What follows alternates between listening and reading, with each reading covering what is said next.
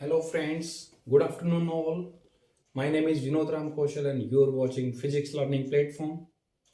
So बच्चों ये जो क्लास है ये क्लास 11 के लिए होने जा रही है और क्लास 11 में आज हम पढ़ेंगे कि भाई किस तरीके से जो है आपका जो रोड होते हैं इलास्टिक रोड या वायर होते हैं उसको हम आप जो है स्प्रिंग की तरह से इक्विवेलेंट मान के चल सकते हैं। मतलब उसकी कोई भी कैलकुलेशन अगर हमें करना है, अगर हमें कोई गिवन रोड है या वायर दिया हुआ है उसको सोल्व करने के लिए आप ये मान के चल सकते हैं कि रोड या वायर नहीं बल्कि एक स्प्रिंग है। ठीक है, तो किस तरीके से करेंगे उसको देखो बच्चों। Metal rods and wires, metal rods and wires as an equivalent as an equivalent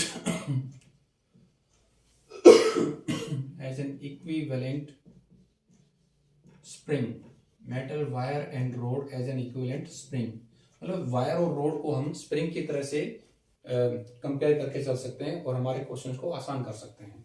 देखो भाई, जैसे मान लो ये रोड है हमारे पास, ये कोई रोड है, इस रोड का ये लेंथ आपको दिया हुआ है L और ये इसका एरिया है, क्रॉस सेक्शनल एरिया।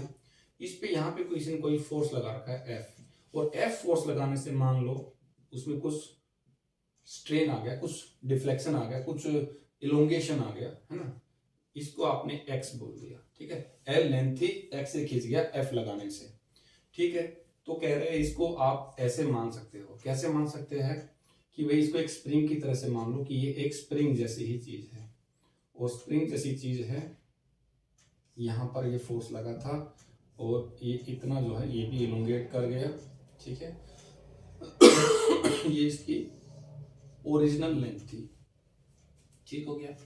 तो भाई देखो यहाँ से आप क्या करते हैं, इधर फोर्स लगा रखा आपने, एरिया परपेंडिकुलर, फोर्स जो है परपेंडिकुलर है एरिया के, फोर्स से परपेंडिकुलर एरिया के होता है तो हम क्या पढ़ते हैं, लॉन्गिट्यूडनल स्ट्रेन। ठीक है, यानी कि यंग्स मॉडुलस। यंग्स मॉडुलस क्या होता है, y is equal to stress by strain. Stress कौन सा, longitudinal stress by longitudinal strain, है ना। तो longitudinal stress by longitudinal strain, इसका वैल्यू डालो, गामा इज इक्वल टू यानी कि bulk modulus is equal to stress क्या है, चेंज इन लेंथ और ओरिजिनल लेंथ, कितनी लेंथ चेंज हो गई।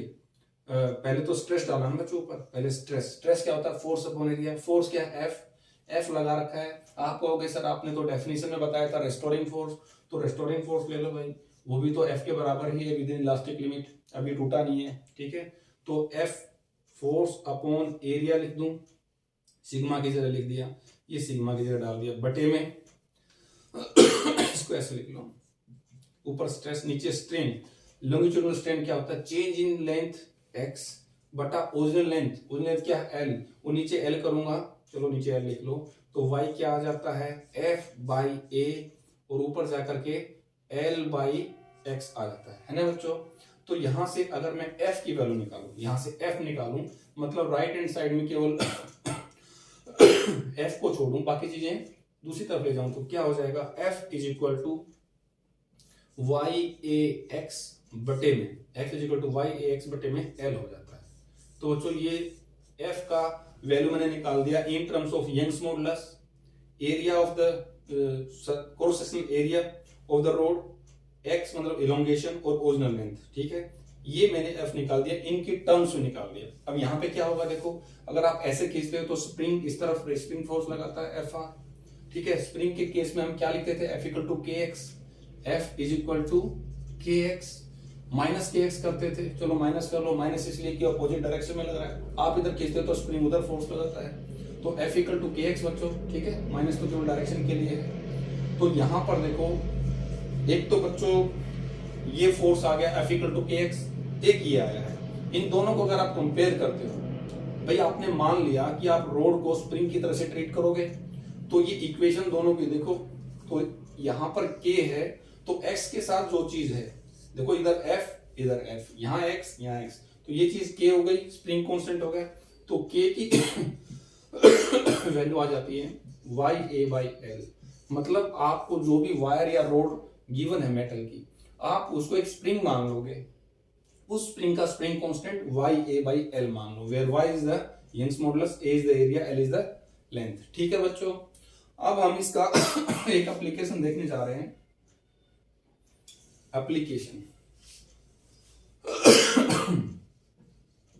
एप्लीकेशन में क्या करेंगे, कंपाउंड रोड या वायर लेते हैं मेटल की, जिसकी अलग अलग लेंथ है, अलग अलग यंग्स मॉडुलस है, और फिर हम उस पर फोर्स लगा रहे हैं, तो उसको कैसे डील करते हैं। देखो, मान लो हमारे पास एक ये रोड है जिसका एरिया कुछ है, फिर एक और रोड हमने ले लिया, फिर उसके नीचे हमने कोई मास लगा दिया, मतलब फोर्स लगा दिया, एक M मास लगा दिया। इसका लेंथ मान लो L था, L1 मान लो, ठीक है। इसका लेंथ जो है L2 है, ठीक है। इसका एरिया A1 है, इसका एरिया A2 मान लिया आपने, ठीक है भाई। इसका यंग्स मॉडुलस Y1 है, इसका यंग्स मॉडुलस Y2 है। यंग्स क्यों माना, देखो जो फोर्स लग रहा है वो एरिया पे परपेंडिकुलर, तो यंग्स मॉडुलस का केस हो गया। ज्यादातर क्वेश्चन बच्चों, ज्यादातर का 90% यही क्वेश्चन आएंगे आपके। बल्क मॉडुलस और जो G है, मॉडुलस ऑफ रिजिडिटी, उसके बहुत कम क्वेश्चन होते हैं, इसी पे ज्यादा बनते हैं। ठीक है भाई, अब इसको आपने क्या किया, एक इक्विवेलेंट स्प्रिंग के जैसा मान लिया, यहाँ पे एक इसके जैसा एक स्प्रिंग यहाँ मान लिया, ये हो गया। एक स्प्रिंग आपने यहाँ मान लिया, और नीचे मान लिया ये मास जो है M लगा हुआ है। इसका कांस्टेंट K1 होगा, K की फॉर्म में क्या है, YA/L, YA/L, तो इसका Y क्या है, Y1, A1/L1। इसका कांस्टेंट कितना है, Y2, A2/L2। ठीक हो गया, K1 K2 आ गए बच्चों, K1 K2 आ गए। अब दो स्प्रिंग एक साथ लगे, ये में डील नहीं करने आते, हम तो एक इक्विवेलेंट स्प्रिंग निकाल लेते हैं। तो ठीक है भाई, इसका एक और अच्छा डायग्राम बनाओ, क्या, इक्विवेलेंट स्प्रिंग कर लो इसका। इन दोनों की जगह एक ही स्प्रिंग मान लिया, ये है, और उसमें मास M लगा हुआ है। मास M की वजह से नीचे एक वेट हो गया mg, मतलब फोर्स हो गया mg। तो भाई इसका जो स्प्रिंग कांस्टेंट होगा वो इक्विवेलेंट होगा, इन दोनों के जैसा, इन दोनों के बराबर होगा इक्विवेलेंट। अब दो स्प्रिंग सीरीज में जुड़े हैं, तो कैसे क्या इक्विवेलेंट निकालते हैं, वो भी निकाल के देख लो। जब दो स्प्रिंग सीरीज में जुड़े होते हैं, जैसे रेजिस्टेंस जुड़े होते थे, दो रेजिस्टेंस को आप सीरीज में डायरेक्ट जोड़ते थे, जबकि जब स्प्रिंग जुड़े होते हैं सीरीज में, तो आप डायरेक्ट नहीं बल्कि 1 बटा करके निकालते हैं। तो कैसे निकलेगा, K equivalent is equal to, actually 1/K equivalent होता है, 1/K1 प्लस 1/K2। तो 1/K इक्विवेलेंट बच्चों क्या हो जाएगा, K1 K2 एलसीएम हो गया, ऊपर ये कट के K2 कट के K1, तो K इक्विवेलेंट क्या आ जाता है, ये तो 1/K इक्विवेलेंट हुआ, हमें चाहिए है K इक्विवेलेंट, तो वो क्या हो जाएगा, K1 इंटू K2 बटे में K1 प्लस K2। तो ये बच्चों आ गया K इक्विवेलेंट। इसकी जरूरत पड़ेगी हमें, कैसे, देखो अब आप इसको, इन दोनों के बारे में सोचना बंद करो, अब इसको देखो, K इक्विवेलेंट की वैल्यू आ गई। अब नीचे से एक फोर्स लगा रहे हो, तो ऊपर लगेगा क्या, F is equal to KX, F is equal to KX, और F कितना है यहाँ पर mg। तो बच्चों यहाँ से अगर आपको इलोंगेशन निकालना है, इलोंगेशन x, तो कैसे निकल जाएगा, इलोंगेशन निकल जाएगा F/K इक्विवेलेंट, ये इक्विवेलेंट लिखो, F/K इक्विवेलेंट। और F क्या है, x is equal to F कितना हुआ, mg, F तो mg है, बटा K इक्विवेलेंट। K इक्विवेलेंट क्या है ये, लेकिन नीचे K इक्विवेलेंट है तो ऊपर जाके पलट जाएगा, यानी कि K1 प्लस K2, और नीचे आ जाता है K1 K2। इस तरीके से बच्चों आप सोल्व करोगे। ठीक है, आपको जो भी केस दिए हों, वायर हो, रोड हो, अलग अलग लेंथ हो, सेम लेंथ हो, जैसी भी हो, उनको पहले इक्विवेलेंट स्प्रिंग बना लेंगे, उन स्प्रिंग का फिर इक्विवेलेंट कांस्टेंट निकालेंगे, और F इक्वल टू KX करके x की वैल्यू निकाल लेंगे। ठीक है, ये एक आसान तरीका है जल्दी से करने के लिए। हालांकि हमने दूसरे तरीके से भी करवाया था लास्ट लेक्चर में, इस पे भी करवाते हैं। ठीक है, देखते हैं आज टाइम रहा तो वो भी करवाते हैं। इसके बाद हम चलते हैं भाई इलास्टिक पोटेंशियल एनर्जी स्टोर्ड। जब आप वर्क करते हैं, किसी बॉडी को खींचते हैं, जैसे स्प्रिंग को खींचा है आपने, स्प्रिंग को खींचा, फोर्स लगाया, फोर्स लगाने से डिस्प्लेस हुआ, वो खींच गया, तो आपने वर्क किया, जो वर्क किया वो उसकी पोटेंशियल एनर्जी में स्टोर हो जाता है। तो इलास्टिक बॉडी में जो पोटेंशियल एनर्जी स्टोर होती है, इलास्टिक बॉडीज में जो पोटेंशियल एनर्जी स्टोर होती हैं, उसका फॉर्मूला हमें निकालना है। ये बहुत इंपॉर्टेंट टॉपिक है बच्चों, इस पे अच्छे अच्छे सवाल बनते हैं। ठीक है, तो इसको देख लेते हैं जरा। Elastic potential energy, elastic potential energy stored, energy stored in elastic bodies. Elastic bodies में जो इलास्टिक पोटेंशियल एनर्जी स्टोर होती है उसका क्या एक्सप्रेशन आता है बच्चों? आपको पता है स्प्रिंग को खींचते थे, जो खींचने पे जो इलास्टिक पोटेंशियल एनर्जी स्टोर होती थी, जो फॉर्मूला था वो आपको याद होना चाहिए। वो क्या था? उसको आपने यू दिखाया था, यू इक्वल टू हाफ के एक्स स्क्वायर, याद है ना? वेयर के is the spring constant, x is the deflection in the spring, ठीक है? स्प्रिंग जितना डिफ्लेक्ट होगा, जितना खिंच गया था, इलोंगेशन कह सकते हो। तो भाई यहाँ पे कैसे निकालेंगे? u is equal to half के की वैल्यू अभी आपने देखी, के क्या होती है? Y A by L, Y A by L, A के की वैल्यू डाल दी। x क्या होगा? x को कैसे निकालते हो भाई? x देखो, आपको पता है, मैं वो डायग्राम दोबारा नहीं बना रहा हूँ जो अभी बनाया था। देखो आपने निकाला बल्क मॉडुलस, वो होता है स्ट्रेस बाय स्ट्रेन, यानी कि स्ट्रेस क्या होता है? Force upon area, but a strain change in length और ओरिजिनल लेंथ। तो चेंज इन लेंथ आपने x लिया, ओरिजिनल लेंथ l हो गया, ये फॉर्मूला हो गया। यहाँ से x निकालो, x इधर जाएगा तो y यहाँ आ जाएगा, एफ एल ओवर ए वाई, ए यंग्स मॉडुलस, ठीक है बच्चों? तो इस x को मैं यहाँ डाल रहा हूँ, ये क्या हो जाएगा? एफ एल ओवर में ए वाई, ठीक है? इस सब का स्क्वायर करना है, ये सारा x है, इसका स्क्वायर करना है, तो सब पे लगा दूं अलग अलग स्क्वायर। तो ये हो जाएगा u is equal to half Y A by L. इधर देखो, पहले काट दें इसमें से कुछ, a से एक a गया, एक y से एक y गया, एक l से एक l गया, तो ऊपर क्या बचा भाई? ऊपर बचा F square L, F square L, F square L, और नीचे क्या बचा? हाफ, और a यहां से y यहां से, हाफ ए वाई, मतलब बल्क मॉडुलस, ठीक है? ये बचा। अब यहां से u इज इक्वल टू, ये तो पोटेंशियल एनर्जी स्टोर आ गई, हमें potential energy per unit volume निकालना है, मतलब एनर्जी डेंसिटी निकालनी है। तो क्या होगी? वॉल्यूम से डिवाइड कर दो इसको, एफ स्क्वायर एल अपॉन ए वाई, इसको वॉल्यूम से डिवाइड। वॉल्यूम क्या होता है? Area into length.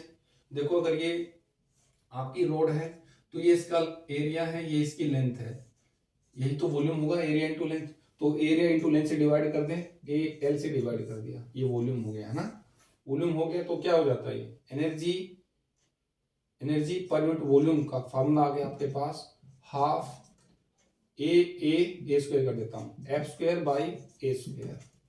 बाहर बचा एल, एल से एल गया क्या? हाँ, एल से एल गया, तो आगे क्या बचा? एल से एल गया, एल से एल गया, तो नीचे बचा केवल वाई, तो 1 बटे गामा। गामा क्या होता है बच्चों? एक इलास्टिक कांस्टेंट है, और इलास्टिक कांस्टेंट गामा होता है भाई स्ट्रेस बटा स्ट्रेन, ठीक है? तो ये ऊपर आएगा, अगर मैं इसको एनर्जी पर यूनिट वॉल्यूम करता हूं तो ये आ जाता है हाफ एफ बाई ए। ये क्या होता है? स्ट्रेस, तो एक तरह से स्ट्रेस का स्क्वायर हो गया बच्चों। एफ बाई ए स्ट्रेस होता है, ये क्या होता है? एफ बाई ए, और नीचे ये क्या होता है? Change in length over original length, ठीक है? तो एफ बाई ए को मैंने सिग्मा, यानी कि सिग्मा का स्क्वायर हो गया, और नीचे में वाई 1 बटा गामा। गामा क्या है? स्ट्रेस बाय स्ट्रेन, तो ऊपर आकर के वाई क्या हो जाएगा? Strain by stress.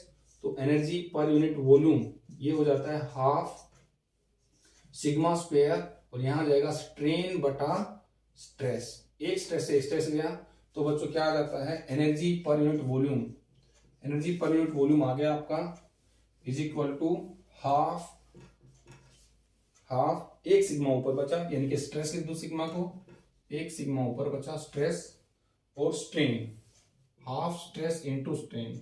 यही फार्मूला है बच्चों energy density in elastic bodies में। इलास्टिक बॉडी में जो एनर्जी स्टोर होती है, यानी कि एनर्जी पर यूनिट वॉल्यूम ये हो गई। अगर आप चाहो तो यहाँ पर स्ट्रेस का फॉर्मूला वैल्यू भी डाल सकते हो। क्या आपको पता है? इलास्टिक कांस्टेंट होता है क्या? स्ट्रेस बटा स्ट्रेन। तो स्ट्रेस का फॉर्मूला क्या होता है? इन दोनों की क्रॉस मल्टीप्लाई करते तो सिग्मा हो जाता है ई इंटू स्ट्रेन। तो स्ट्रेस की जगह क्या डाल दो? एनर्जी पर यूनिट वॉल्यूम क्या हो गया भाई? हाफ, हाफ, और स्ट्रेस की जगह क्या लिखोगे? E into strain, E into strain.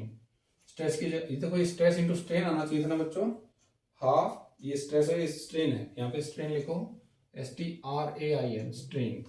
तो स्ट्रेस की जगह मैंने क्या डाला, E इंटू स्ट्रेन, स्ट्रेस की जगह डाला elastic constant into strain, into में स्ट्रेन। तो इसका एक और पैटर्न आ गया, एक और इसकी शक्ल आ गई फार्मूले की, क्या, एनर्जी पर यूनिट वॉल्यूम, यानी कि एनर्जी डेंसिटी बोलते हैं इसको। तो क्या बोलते हैं, energy density, energy density, elastic potential energy density is equal to half E into strain का स्क्वायर, E इंटू स्ट्रेन का स्क्वायर। ठीक है बच्चों, ऐसे भी इसको लिख सकते हैं। हाँ देखो, स्ट्रेस की जगह हमने क्या लिखा, E इंटू स्ट्रेन, स्ट्रेन पहले से, तो E इंटू, ये फॉर्मूला भी हो गया एक, ये भी हो गया, ये भी हो गया, या केवल एनर्जी का है तो वॉल्यूम को उधर मल्टीप्लाई भी कर देंगे। ठीक है, अब इस पे एक क्वेश्चन कर लें, एक क्वेश्चन कर लें, बिल्कुल इजी है, कुछ नहीं है। ये फॉर्मूला आपको याद होना चाहिए था, ये होता ही है formula elastic potential energy store का स्प्रिंग में या किसी इलास्टिक बॉडी में, इतना ही होता है। जब रोड को अपने स्प्रिंग जैसा मान ले इलास्टिसिटी, तो उसका फॉर्मूला भी यूज कर सकते हो, के की वैल्यू YA/L, और x आपने यहां से निकाला, देखो y, यहाँ x की वैल्यू निकालो, x ये आ गया, यहाँ x डाला तो सिंपल करते करते और यहाँ पे ऐसे आ गया। ठीक है, एक क्वेश्चन इस पे जल्दी जल्दी देख लेते हैं बच्चों, let me erase it fast. Elastic potential energy stored पे क्वेश्चन बहुत श्योर आते हैं बच्चों एग्जाम्स में, चाहे बोर्ड हो या फिर छोटे मोटे कंपटीशन हो, बड़ों में भी आते हैं, ऐसी बात नहीं है। लेकिन हमारा टारगेट शुरू में तो जो है थोड़ा सा बोर्ड या सिंपल क्वेश्चन रहेंगे, ताकि हम अपनी नींव को स्ट्रॉन्ग करें। उसके बाद डेफिनेटली हमें बाद में वहां तक भी जाना है। क्या क्वेश्चन है भाई, calculate elastic potential energy stored. पहला क्वेश्चन है calculate elastic potential energy stored, calculate elastic potential energy stored in a brass rod, in a brass rod, brass का कोई मेटल है ना, ब्रास है, क्या बोलते हैं इसको, मेटल ही होगा, पता नहीं क्या है, शायद एलोय है, क्या है, इन ए ब्रास रोड, जो भी हो, हमें तो गामा से मतलब है, गामा दिया होगा इसका। In a brass rod of length 20 centimetre, of length 20 centimetre and area and area 1 centimeter square, when it is elongated by, when it is elongated by, when it is elongated by a load of 5 kilogram mass, a load of 5 kilogram mass, by a load of 5 kilogram mass, given that Young's modulus of brass is this. Young's modulus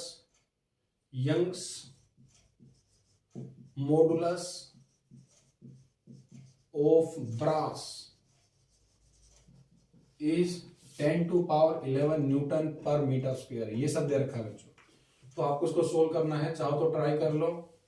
ठीक है, चलो इसको solve करते हैं। Calculate elastic potential energy stored in the brass rod. भाई brass rod को खींचेंगे तो उसमें इलास्टिक पोटेंशियल एनर्जी स्टोर हो जाएगी, क्यों, क्योंकि आपने कोई काम किया है, वो उसमें पोटेंशियल एनर्जी की तरह से स्टोर हो जाएगा। तो इलास्टिक पोटेंशियल एनर्जी आपसे पूछा है, उसका फॉर्मूला आपको पता है, हाफ के एक्स स्क्वायर होता है। ठीक है, अभी आपने देखा, तो वो आपको निकालना है। लेंथ उस रोड की कितनी है, 20 सेंटीमीटर, लेंथ उस रोड की है 20 सेंटीमीटर, एरिया है 1, ये मान लो रोड है कोई, ठीक है, यहाँ से बंदी होगी, इसकी लेंथ दिया है भाई 20 सेंटीमीटर, इसका एरिया दिया है 1 सेंटीमीटर स्क्वायर। ठीक है, when it is elongated by a load of 5 kilogram mass, इस पे 5 किलोग्राम का मास लगाया हुआ है, तो 5 किलोग्राम मास लगाया है, तो नीचे लोड क्या हो जाएगा, 5 इंटू जी, इतना न्यूटन हो जाएगा, 50 न्यूटन फोर्स लग रहा है इस पे। यंग्स मॉडुलस भी आपको दिया हुआ है। तो देखो भाई, पहले के की वैल्यू होनी चाहिए, तो इसमें डालेंगे तो के कैसे निकलता है, इसके इक्विवेलेंट एक स्प्रिंग बना लो, जो इक्विवेलेंट स्प्रिंग होगा उसका के क्या होगा, YA/L। ठीक है, तो के इज इक्वल टू वाई की वैल्यू कितनी दिया है, ये रहा, यही तो है आपका यंग्स मॉडुलस Y। इसकी वैल्यू है 10 की पावर 11। देखो एसआई में है न्यूटन, फोर्स में ये ठीक है, बिल्कुल सही, पुट कर दो 10 की power 11 into area. Area 1 centimetre square है बच्चों 1 सेंटीमीटर का स्क्वायर, ठीक है, बटे में लेंथ कितना 20 सेंटीमीटर, 20 सेंटीमीटर। सेंटी का मतलब क्या होता है भाई 10 की पावर -2। 10 की पावर -2 का मतलब 1/100, तो इसके नीचे 1/100 कर दें, ठीक है, 1/5, ठीक है, और मीटर अब लिखने की कोई जरूरत नहीं है, ठीक है, एल हो गया। यहाँ पर सेंटी की वैल्यू फिर डालो, सेंटी 10 की पावर -2 और 10 की -2 का स्क्वायर करोगे तो क्या 10 की -4 हो जाएगा, है ना। तो इन सबको हटा करके 10 की -4 डाल दें, यहाँ पे 10 की -4 आ गया, 10 की पावर -4।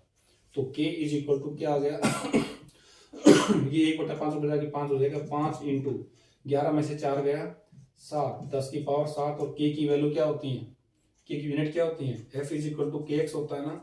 तो x is equal to f by k। f क्या है न्यूटन, हमें क्या करना है k निकालना है ना।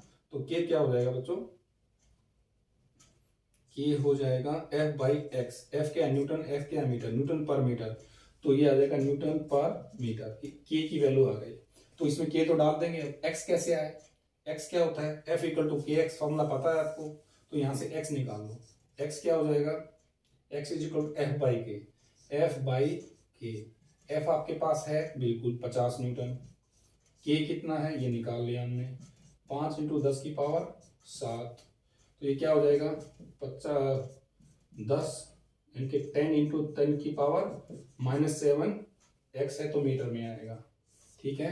अब इसको पुट कर दो सबको यहाँ पे, तो यहाँ से पोटेंशियल एनर्जी स्टोर्ड आ जाती है हाफ k की वैल्यू ये आई 5 इंटू 10 की पावर 7 एक्स स्क्वायर। एक्स अभी भी आपने निकाला, ये आया, एक्स का स्क्वायर करना है बच्चों, 10 इंटू